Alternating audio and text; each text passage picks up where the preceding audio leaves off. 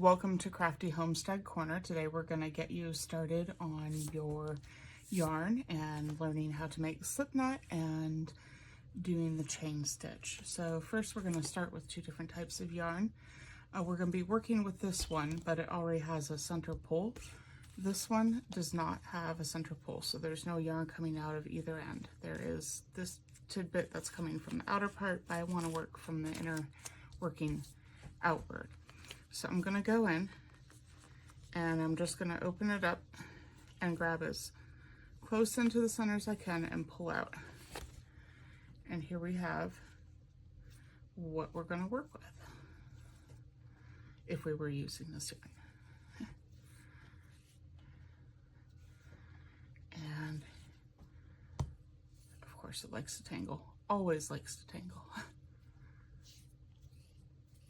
This is what we would start with. So that's how you get the center pull out of one that does not have an obvious center pull. I'm just gonna stuff that right back in because we are not using that one today, but that's how you pull it out. You always want to grab as close to center as possible and pinch just a little bit and gently pull it out. We're gonna be working with this color, and this comes from the outer part right there. I'm just going to tuck that back in because I don't want to pull that anymore. And in working with this, once you pull out enough that the yarn becomes kind of floppy, you want to put it in a bag or it will get tangled. And you don't want to be carrying around, working, mobile with it without it being in a bag after you've used, I don't know, about like a quarter of it. So to start, we're going to do a slip knot. I'll show a couple different ways to do this, and then I'll do it nice and slow so you can follow along. I usually do it in my hand like this, just drape it over, create a loop, take this loop, flop it over, pull it through. So do that even slower. Just do that. And take this, pull that through. And you always want to make sure that the long end that goes to the yarn is the one that pulls it tight, because that should create a more secure end or beginning to your project.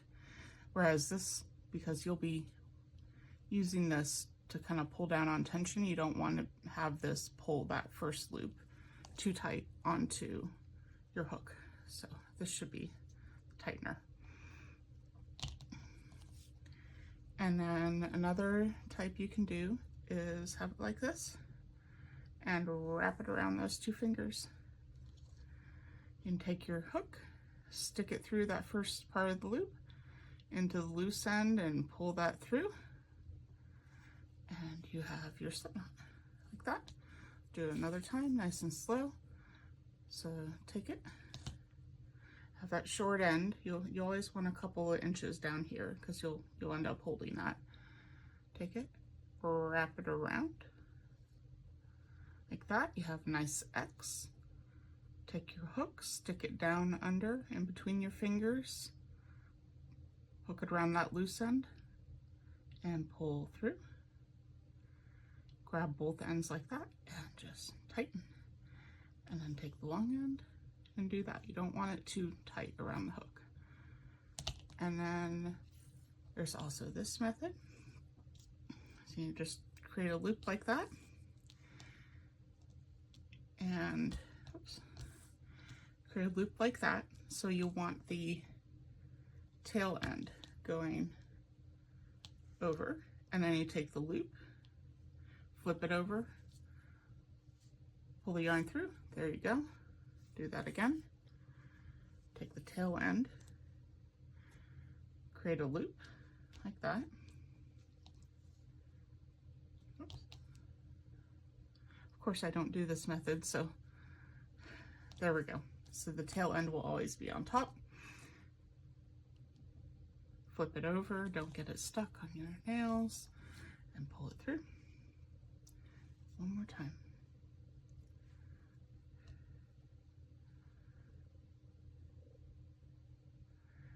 Tail end over, take the loop.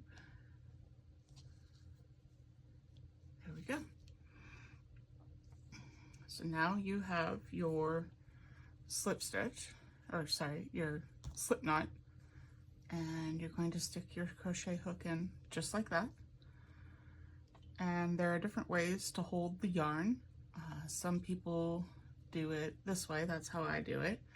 And you notice how I have my fingers like that? They create tension, so that I have a constant tension on this to make sure that the stitches will be the same size, like that. And then other options are to, oh gosh, I've seen where you can weave it, and then people will do like that. I do not do this method, so it's a little bit awkward for me. But if you really prefer to pinch the bottom end with your index finger, you can do it that way. And that would be your first chain stitch right there. And then the other method is to use a ring and to do this with tension. So you can put it on like that, or you can put it over like that, whichever way works best for you. This is the one that looks like a peacock, and you can just hook it over and do it like that.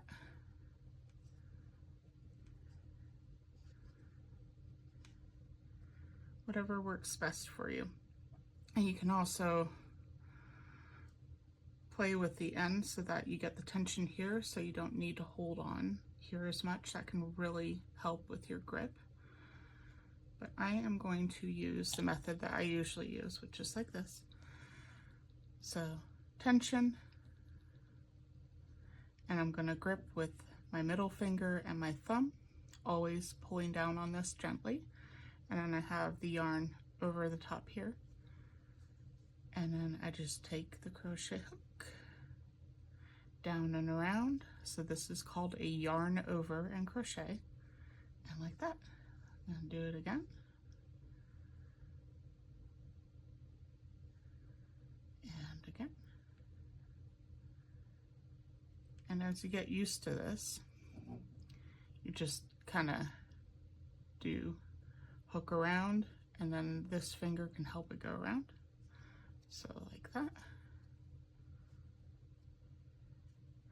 And just do that as many times as it takes to get used to doing it.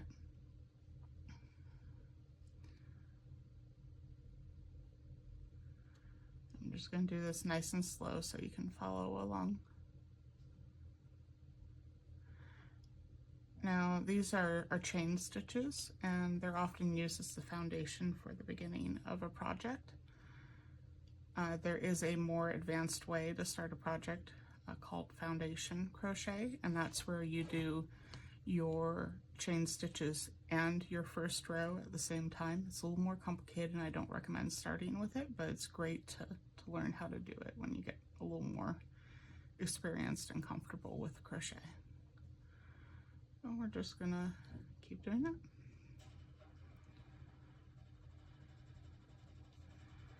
And just keep working it, and try and keep your stitches about the same size-ish.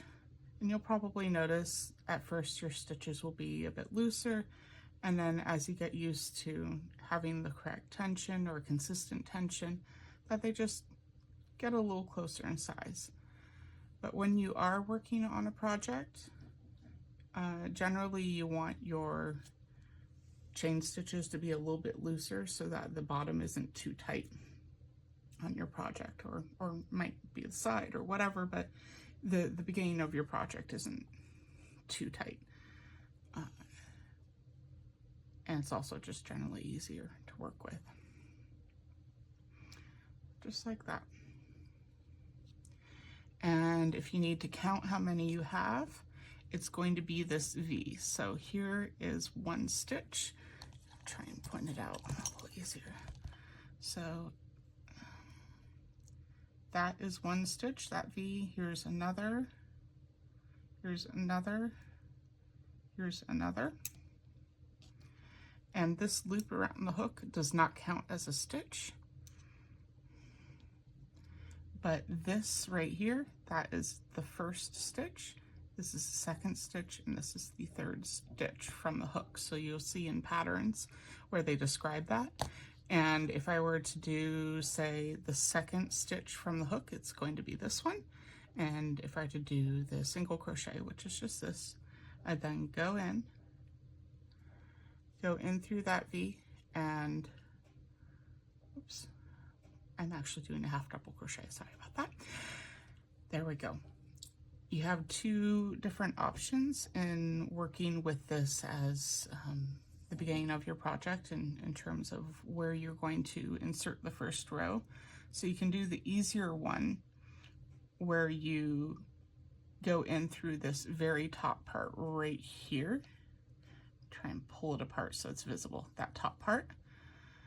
You can do that, and it will kind of have a spiral bottom, but it's going to usually be a little bit more holy in the beginning. Or you can go the little bit more difficult but kind of more professional looking route of go through the bottom of the V. So you'll see that there's the bump here, so it's just whether you go above the bump or below the bump. So above, below, above, below. This is easier but doesn't usually look as good. This is a little more difficult and looks a little bit better. Choice is just up to you. And next will be the single crochet stitch and the half double crochet and the double crochet. Check out those videos to keep on crocheting.